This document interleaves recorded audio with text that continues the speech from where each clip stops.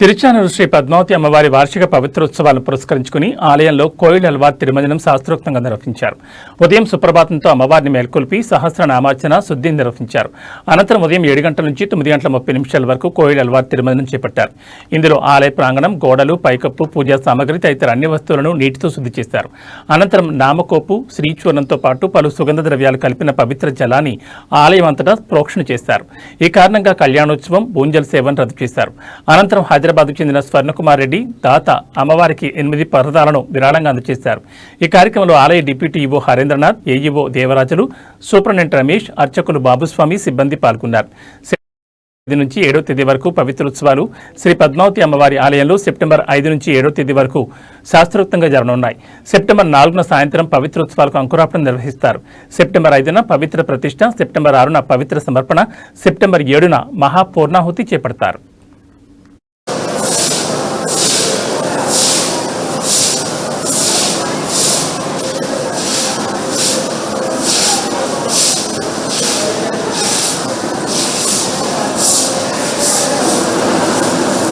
ఓం శ్రీ పద్మావతి దేవ్యై నమః.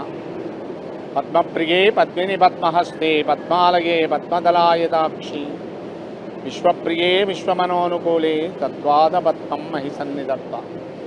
సాక్షాత్ వైకుంఠవాసిని అయినటువంటి ఈ మహాలక్ష్మి అంశ అయినటువంటి పద్మావతి తాళ్ళవారి ఈ విశేషముగా ఈ సంవత్సరానికి 4 మార్లు ఈ కోయిలాల్వార్ తిరుమంజనం చేయడం విశేషమే, అందరికీ విదితమే.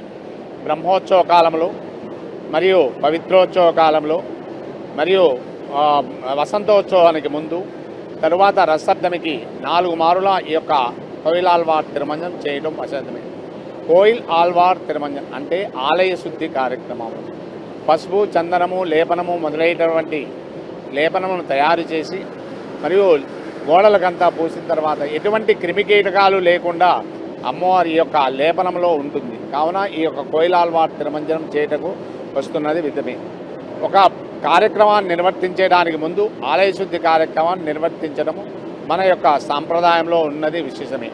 ముఖ్యంగా ఈ యొక్క మనలో 5వ తేదీ నాడు అమ్మవారి అంకురార్పణ 4 అంకురార్పణతో ప్రారంభమై 5, 6, 7 త్రిదిన సంకల్పముగా పాంచరాత్ర ఆగమసారముగా మనకు ఈ యొక్క పవిత్రోత్సవ కార్యక్రమములు నిర్వర్తించబడుచున్నవి.